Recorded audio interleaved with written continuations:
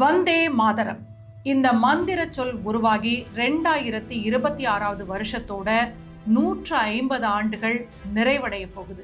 கடந்த 150 வருஷங்கள்ல நம்ம பாட புத்தகத்துல படிக்காத, நமக்கு தெரியாத, நம்மிடம் மறைக்கப்பட்ட பல அதிர்ச்சியூட்டக்கூடிய உண்மைகள் இருக்கு அப்படிங்கிறது உங்களுக்கு தெரியுமா? அடுத்த 10 நிமிஷம் உங்க ஹெட்போனை மாட்டிக்கோங்க. இதுல நிறைய விஷயங்கள் இருக்கு. நம்ம மண்ணுக்காக தங்களுடைய உயிரை வந்தே மாதரம் அப்படின்னு சொல்லி துச்சமா தூக்கி எறிந்த தியாகிகளுக்கான ஒரு வீர வணக்கம் தான் இது.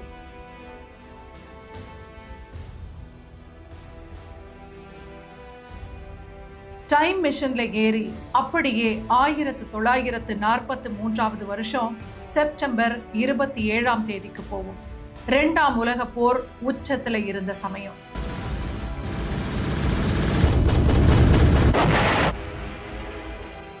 இடம் நம்ம சென்னை சென்ட்ரல் ரயில் நிலையத்துக்கு பக்கத்துல இருக்கிற சென்னை மத்திய சிறைச்சாலை. விடியற் காலை 4 மணி. சுத்தி பயங்கரமான இருட்டு, பனிமூட்டம். பிரிட்டிஷ் ஜெயிலர்கள் பூட்ஸ் கால்களால நடந்து வர்ற சத்தம் மட்டும் கேக்குது. அவங்க முன்னாடி 9 இளம் இந்திய வீரர்கள் வரிசையா நடந்து போறாங்க.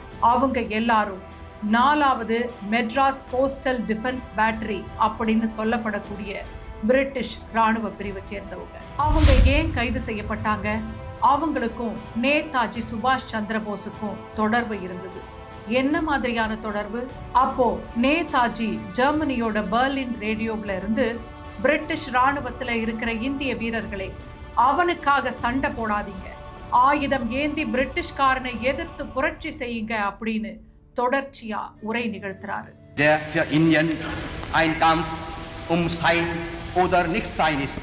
அந்த உரையாடலால இந்த வீரர்கள் பயங்கரமா ஈர்க்கப்படுறாங்க. அதே சமயம் நேதாஜி தன்னோட ஆசாத் ஹிந்த் புரட்சிக்காக ஒரு ரகசிய அட்வான்ஸ் கமாண்டோ குழுவை நீர்மூழ்கி கப்பல் மூலமா இந்தியாவுக்கு அனுப்புறாரு. அந்த குழுவில இருந்த முக்கியமான INA தலைவர்கள் தான் சத்யேந்திர பர்தன், ஃபௌஜா சிங் மற்றும் அப்துல் காதர். இவங்க நீர்மூழ்கி கப்பல் வழியா கத்தியவார் மற்றும் சட்டகிராம் கடற்கரையில ரகசியமா வந்து இறங்குறாங்க. இவங்க சென்னைக்கு வந்து யாருக்கும் தெரியாம இந்த மெட்ராஸ் பேட்டரி வீரர்களை தொடர்பு கொள்றாங்க.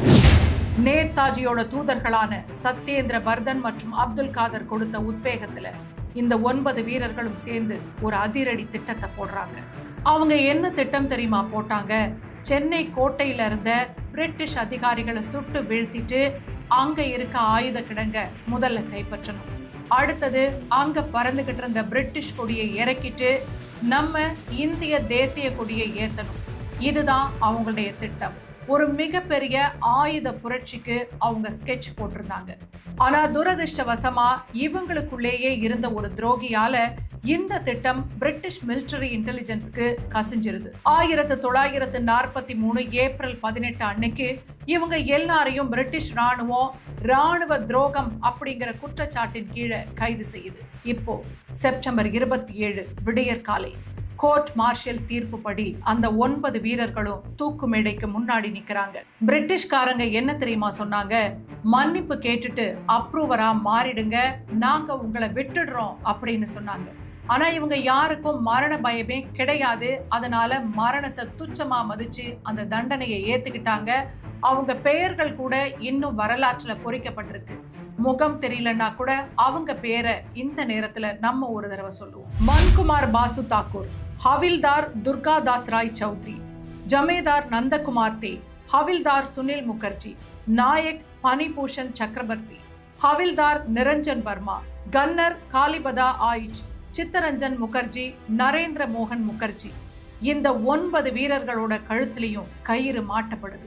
பலகை இழுக்கப்படுறதுக்கு சில நொடிகள் முன்னாடி அந்த 9 பேரோட தொண்டையில இருந்து ஒன்னா சேர்ந்து ஒரு சிம்ம குரல் வெடிச்சிச்சு. வந்தே மாதரம், ஜெய்ஹிந்த். சடார்னு பலகை இழுக்கப்பட்டு கயிறு அவங்க உயிரை பறிச்ச பிறகும் அந்த சென்னை சிறையோட சுவர்கள்ல வந்தே மாதரம் அப்படிங்கிற வார்த்தை எதிரொலிச்சுக்கிட்டே இருந்துச்சு. யோசிச்சு பாருங்க, சாகர வினாடியில எல்லாருக்கும் குடும்பத்தை பத்தி, குழந்தைகளை பத்தி, பெற்றோர்களை பத்தி தான் தோணும். ஆனா அந்த இளம் வீரர்களுக்கு தங்களோட நாட்டை பத்தி மட்டும்தான் தோணி இருக்கு. அப்படி என்ன சக்தி இருக்கு இந்த 2 வார்த்தைக்குள்ள? ஆங்கிலேயர்களை நடுங்க வச்ச வந்தே மாதரத்தோட வேர்களை தேடி இன்னும் கொஞ்சம் பின்னாடி போவோம். 1870களுக்கு போவோம். வங்காளத்துல பங்கிம் சந்திர சாட்டர்ஜி அப்படின்னு ஒரு எழுத்தாளர். அவர் பிரிட்டிஷ் அரசாங்கத்துல டெப்டி கலெக்டரா வேலை பார்த்துக்கிட்டு இருக்காரு. 1875வது வருஷம்தான் அவர் வந்தே மாதரம் கவிதையை எழுதுறாரு. அவர் எடுத்த உடனே இந்த முழு பாட்டையும் எழுதல. முதல்ல வெறும் 2 சரணங்களை மட்டும்தான் எழுதுறாரு. அந்த முதல் 2 சரணங்கள்ல எந்த ஒரு மத குறியீடோ கடவுள்களோட பெயரோ கிடையாது. அது முழுக்க முழுக்க அவர் கண்ட நாட்டோட இயற்கை வளம், ஓடுற ஆறுகள், குளிர்ந்த தென்றல், பசுமையான வயல்கள், சுவையான பழங்களை மட்டுமே போற்றி பாடுற ஒரு உன்னதமான இயற்கை கவிதை. இது 1875ல பங்கதர்ஷன் இதழ்ல ஒரு தனி கவிதையா வெளியாகுது. இந்த பாடலை எழுதி சில வருடங்கள் கழித்து 1882ல பங்கிம் சந்திரர் ஒரு நாவல் எழுதுறாரு. அந்த நாவலுக்கு பேரு ஆனந்த மடம். இத ஒரு வரலாற்று நாவலா அவர் எழுதுறாரு. அதாவது 1770கள்ல நாட்டுல கடுமையான பஞ்சம் வந்தப்ப பிரிட்டிஷ்காரன் இரக்கமே இல்லாம வரி வசூல் பண்ணிக்கிட்டு இருந்தான். அதை எதிர்த்து அங்க இருக்கிற சன்னியாசிகளும் சாதாரண விவசாயிகளும் சேர்ந்து நடத்தின சன்னியாசி கிளர்ச்சி தான் அந்த நாவலோட கதைக்களம். அந்த நாவல்ல தாய் மண்ணை விடுதலை செய்ய போற சன்னியாசி வீரர்கள் பாடுற மாதிரி ஒரு பயங்கரமான எனர்ஜி இருக்கிற போர் எழுச்சி பாடல் அவருக்கு தேவைப்பட்டுச்சு. அப்பதான் ஏற்கனவே தான் எழுதி வச்சிருந்த வந்தே மாதரம் கவிதையை அந்த நாவலுக்குள்ள கொண்டு வர்றாரு. அப்ப நாவலோட சூழலுக்கு ஏத்த மாதிரி நாட்டை துர்கையாவும் லக்ஷ்மியாவும் உருவகப்படுத்தி வங்காள மொழி கலந்த மீதி வரிகளை பின்னாட்கள்ல நாவலுக்காக சேர்க்கிறாரு. ஆமா, இந்த பாட்டுக்கு அப்படி என்னதான் அர்த்தம்? வந்தே மாதரம் அப்படின்னா தாயே நான் உன்னை வணங்குகிறேன் அப்படின்னு அர்த்தம். எப்படி பங்கிம் சந்திரர் இந்த நாட்டை வெறும் கல்லாவும் மண்ணாவும் பார்க்கலையோ, அதே மாதிரி நம்முடைய பாரதி வாழ்க வாழ்க பாரத சமுதாயம் வாழ்கவேன்ற பாடல்ல என்ன எழுதியிருக்காரு தெரியுமா? இனிய பொழில்கள் நெடிய வயல்கள் எண்ணரும் பெருநாடு, கனியும் கிழங்கும் தானியங்களும் கணக்கின்றி தருநாடு, இது கணக்கின்றி தருநாடு, நித்த நித்தம் கணக்கின்றி தருநாடு. ஒரு வரியில கேட்பாரு, எனக்கு 7 கோடி பிள்ளைகள் இருக்காங்க, அவங்க கைகள்ல 14 கோடி வாள்கள் இருக்கு. அப்படி இருக்கும்போது என் தாய் எப்படி பலவீனமானவளா ஆக முடியும்? நாட்டை அம்மானு கூப்பிட்ட உடனே மக்களுக்கு ஒரு எமோஷனல் கனெக்ட் வந்துருச்சு. அதுதான் அந்த எழுச்சிக்கு காரணம். என் அம்மாவை ஒரு அந்நியன் வந்து அடிமைப்படுத்தி வச்சிருக்கான், மகனா பிறந்துட்டு நான் எப்படி சும்மா இருப்பேன் அப்படிங்கிற வீரம் பாமர மக்களுக்கும் வந்துச்சு. வங்காளத்துல இருந்த 7 கோடி மக்களை பற்றி பங்கிம் சந்திரர் எழுதி இருந்தாலும் இந்த சொற்கள், இந்த கவிதை ஒட்டுமொத்த இந்திய மக்களோட போர்க்குரலா மாறிடுச்சு. ஏன்னா வெள்ளையர்கள் கிட்ட சிறைப்பட்டது வங்காளம் மட்டும் இல்லையே, ஒட்டுமொத்த இந்தியாவும் தானே சிறைப்பட்டு இருந்துச்சு. இந்த பாட்டு எப்ப இந்தியா முழுசும் தீயா பரவுச்சு தெரியுமா? 1905வது வருஷம் கர்சன் பிரபு வஞ்சகத்தனமா வங்காளத்தை 2ஆ பிரிக்கிறான். Partition of Bengal. இந்தியர்களை மத ரீதியா பிரிக்கிறது தான் அவனோட திட்டம். ஆனா என்ன ஆச்சு தெரியுமா? லட்சக்கணக்கான மக்கள் வீதிகள்ல இறங்கினாங்க. இந்துக்களும் முஸ்லிம்களும் ஒருத்தருக்கு ஒருத்தர் கைகள்ல ராக்கி கயிறு கட்டிக்கிட்டு, கைகள்ல எந்த ஆயுதமும் இல்லாம பிரிட்டிஷ் துப்பாக்கிகளுக்கு முன்னாடி நின்று முழங்கின ஒரே வார்த்தை வந்தே மாதரம். இத பார்த்துட்டு பிரிட்டிஷ் சாம்ராஜ்யமே நடுங்கி போச்சு. இனிமே பொது இடங்கள்ல வந்தே மாதரம்னு சொன்னா சவுக்கடி தண்டனை அப்படின்னு அறிவிச்சாங்க. ஆனா யாருமே அசரல. வந்தே மாதரம் வந்தே மாதரம்னு எல்லா இடங்கள்லயும் மக்கள் முழக்கமிட்டாங்க. வெள்ளக்கார சவுக்கடி நடத்தினா மக்கள் ரத்த வெள்ளத்துல ரோட்ல விழுந்தாங்களே தவிர அவங்களோட வந்தே மாதரம் கோஷம் மட்டும் நிக்கவே இல்லை. அதுக்கு முன்னாடி 1896ல கல்கத்தா காங்கிரஸ் மாநாட்டுல நம்ம ரவீந்திரநாத் தாகூர் இந்த பாட்டுக்கு மெட்டமைச்சு அவரே மேடையில பாடினாரு. அதுக்கு பிறகு இது ஒட்டுமொத்த இந்தியாவோட விடுதலை மந்திரமா மாறுச்சு. ஆனா ஒரு கட்டத்துல இஸ்லாமியர்கள் தரப்புல இருந்து மாற்று கருத்து வந்துச்சு. அவங்க வாதம் என்னன்னா, இஸ்லாமிய முறைப்படி அல்லாவை தவிர வேறு யாரையும் நாடாக இருந்தாலும் தெய்வமா கும்பிடக்கூடாது. இந்த பாட்டோட பின்னாடி வர்ற சரணங்கள்ல நாட்டை துர்கையாவும் லக்ஷ்மியாவும் உருவகப்படுத்தி இருக்காங்க. அது எங்க மத கோட்பாடுகளுக்கு எதிரானது அப்படின்னு சொன்னாங்க.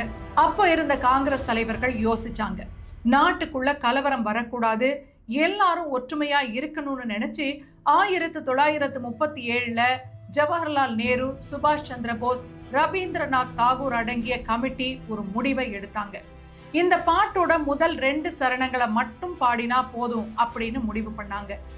ஏன்னா அந்த முதல் 2 சரணங்கள்ல எந்த மத குறியீடுகளும் இல்ல, வெறும் இயற்கை, நதிகள், பசுமை மட்டும்தான் இருந்துச்சு. அதனால அதை மட்டும் தேசிய பாடலா ஏத்துக்கிட்டாங்க. உண்மையிலேயே அந்த 2 சரணங்களை மட்டும்தான் பங்கிம் சந்திர சாட்டர்ஜி முதல்ல எழுதினாரு அப்படிங்கிறது தான் விஷயம். சரி, இதெல்லாம் வட இந்தியால நடந்துச்சு. அப்ப நம்ம தென்னிந்தியாவில என்ன நடந்துச்சு? இங்கதான் நம்ம சிங்கங்களோட கதை ஆரம்பிக்குது. வந்தே மாதரத்தை தமிழ்நாட்டுல ஒரு நெருப்பா மாத்தினது நம்ம மகாகவி சுப்பிரமணிய பாரதியார். வங்காள மொழியில இருந்த பங்கிம் சந்திர சாட்டர்ஜியோட வந்தே மாதரம் பாடல அதோட ஆன்மா மாறாம அப்படியே தமிழ்ல மொழிபெயர்த்தார். அது மட்டும் இல்ல, அவரே சொந்தமா வந்தே மாதரம் என்போம், எங்கள் மாநில தாயை வணங்குதும் என்போம் அப்படின்னு பாடி தமிழ்நாட்டோட பட்டி தொட்டியெல்லாம் இந்த முழக்கத்தை கொண்டு போய் சேர்த்தாரு. அடுத்தது நம்ம கப்பல் ஓட்டிய தமிழன் வ.உ. சிதம்பரனார். இவர் என்ன செஞ்சார் தெரியுமா? உங்க எல்லாருக்குமே தெரியும், பிரிட்டிஷ்காரங்களை எதிர்த்து அவரே சுதேசி கப்பல் நிறுவனத்தை தொடங்கினாரு. 2 கப்பல்களை வாங்கி அந்த கப்பல்களுக்கு என்ன பேர் வச்சாரு தெரியுமா? SS வந்தே மாதரம், SS சுதேசி. இந்த பேரை பார்க்கும் போதெல்லாம் பிரிட்டிஷ்காரங்களுக்கு எரிச்சலா இருந்துச்சு. நாடு சுதந்திரம் அடைஞ்சதுக்கு பிறகு ஒரு பெரிய விவாதம் வந்துச்சு. எந்த பாட்டை தேசிய கீதமா வைக்கிறது, ஜனகண மனவையா இல்ல வந்தே மாதரத்தையா? ஜனகணமன பாட்டு ஆர்கெஸ்ட்ரா மற்றும் ராணுவ இசைக்குழுக்கள் வாசிக்கிறதுக்கு ரொம்ப எளிமையா நேர்த்தியா இருந்துச்சு. அதோட மட்டும் இல்ல, இந்தியாவோட அனைத்து பகுதிகளையும் பற்றி எழுதி இந்திய தேசிய கீதத்தை வெளிச்சம் போட்டு காட்டுவதாகவும் இந்த பாடல் அமைஞ்சிருந்தது. பஞ்சாப, சிந்து, குஜராத, மராட்டா, திராவிட, உத்கல, பங்கா, விந்திய, ஹிமாச்சல, யமுனா, கங்கா, உச்சல, ஜலதித, ரங்கா. அதே சமயம் வந்தே மாதரம் பாட்டு இந்தியாவோட விடுதலை போராட்டத்துல லட்சக்கணக்கான தியாகங்களோட கலந்திருந்துச்சு. கடைசியா 1950 ஜனவரி 24ல அரசியல் நிர்ணய சபையோட தலைவராக இருந்த டாக்டர் ராஜேந்திர பிரசாத் ஒரு வரலாற்று சிறப்புமிக்க அறிவிப்பை வெளியிடுறாரு. இந்திய விடுதலை போராட்டத்துல வந்தே மாதரம் பாட்டுக்கு ஒரு இணையற்ற வரலாற்று பங்கு இருக்கு. அதனால ஜனகண மன தேசிய கீதத்துக்கு என்ன அந்தஸ்தும் மரியாதையும் உண்டோ அதே சரிசமமான அந்தஸ்து வந்தே மாதரம் பாடலுக்கும் உண்டு. இது இந்தியாவோட தேசிய பாடலா இருக்கும் அப்படின்னு சொல்றாரு. யோசிச்சு பாருங்க, 1943ல சென்னை சிறையில தூக்கு தண்டனை பெற்ற அந்த 7 பேரும் இந்தியாவோட ஒரு பகுதியில இருந்து இன்னொரு பகுதிக்கு வந்து வேலை செஞ்சுக்கிட்டு இருந்த இந்திய தாயோட பிள்ளைகள். வடக்கு தெற்குன்னு இல்லாம அவங்கள இந்த நாட்டுக்காக தூக்கு மேடையில துணிச்சலா நிக்க வச்சது தேசபக்தியை வெளிக்காட்டின வந்தே மாதரம் அப்படிங்கிற அந்த மந்திர சொற்கள் தான். அதுதான் இந்த மண்ணோட சக்தி, அதுதான் தேசபக்தி. ஆனா இன்னைக்கு என்ன நடக்குது? மக்கள் மனசுல பிரிவினைய விதைச்சுக்கிட்டு இருக்கிறாங்க. மொழி, இனம், மதம் அப்படின்னு பிரிவினைவாதம் மக்கள் மனசுல ஆலமரம் மாதிரி வளர்ந்து நிக்குது. வந்தே மாதரம்னு நம்ம பாடினா மட்டும் போதுமா? நம்ம எல்லாரும் ஒரே தாயின் பிள்ளைகள் அப்படின்ற எண்ணம் நம்ம எல்லாருக்கும் இருக்க வேணாமா? பாரதி சொன்ன இன்னொரு பாடலையும் உங்களுக்கு இந்த சமயத்துல நான் நினைவுபடுத்துறேன். எந்தையும் தாயும் மகிழ்ந்து குலாவி இருந்ததும் என்னாடே, அதன் முந்தையர் 1000 ஆண்டுகள் வாழ்ந்து முடிந்ததும் என்னாடே, அவர் சிந்தையில் 1000 எண்ணங்கள் மலர்ந்து சிறந்ததும் என்னாடே, இதை வந்தனை கூறி மனதில் இருத்தி என் வாயுர வாழ்த்தேனோ, இதை வந்தே மாதரம் வந்தே மாதரம் என்று வணங்கேனோ. இந்த 150 ஆண்டு கால வந்தே மாதரம் அப்படிங்கிற முழக்கம் வெறும் வார்த்தைகள் கிடையாது, அது மந்திர சொற்கள். நம்ம முன்னோருடைய ரத்தமும் தியாகமும் கலந்த அவர்களுடைய ஆன்மாவின் எதிரொலி. இந்த சுதந்திர நாள்ல இந்த செய்தியை நீங்க எப்படி பாக்குறீங்க? மறக்காம உங்களுடைய கருத்துக்களை கமெண்ட் பண்ணுங்க. வந்தே மாதரம் பற்றி உங்களுக்கு தெரியாத விஷயங்கள்லாம் இதுல இருந்துச்சா உங்க நண்பர்களுக்கு இதை ஷேர் பண்ணுங்க.